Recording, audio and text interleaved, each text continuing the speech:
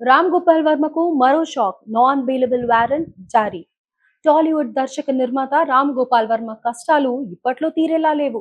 ఏపీలో ఆయనపై నమోదైన కేసులపై నిన్న హైకోర్టు 6 వారాల పాటు తదుపరి చర్యలు తీసుకోకుండా ఆదేశాలిచ్చింది.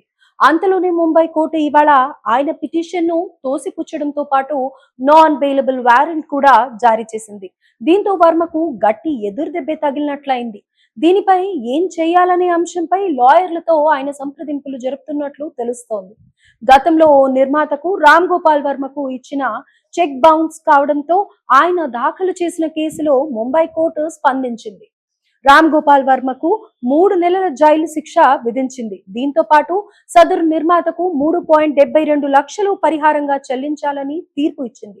దీన్ని సవాల్ చేస్తూ ఆయన కోర్టులో పిటిషన్ దాఖలు చేశారు. తనకు విధించిన జైలు శిక్షను రద్దు చేయాలని కోరారు. అయితే వర్మ పిటిషన్ను ముంబై కోర్టు తోసిపుచ్చింది. గతంలో విధించిన 3 నెలల జైలు శిక్షను రద్దు చేసేందుకు ముంబై సెషన్స్ కోర్టు నిరాకరించింది. అయితే వర్మ జడ్జి ముందు హాజరై బెయిల్ కోసం దరఖాస్తు చేసుకోవచ్చని ఆప్షన్ ఇచ్చింది. అదే సమయంలో నాన్ బెయిలబుల్ వారెంట్ ను కూడా జారీ చేసింది. ఈ వారెంట్ అమలు కోసం కేసు విచారణ జూన్ 28కి వాయిదా వేశారు. దీంతో రామ్ గోపాల్ వర్మ తదుపరి చర్యలు తీసుకోకుండా ఏం చేయాలన్న దానిపై తన లాయర్లతో చర్చలు జరుపుతున్నారు. ఇప్పటికే ఏపీలో నమోదైన కేసుల విషయంలో న్యాయ పోరాటం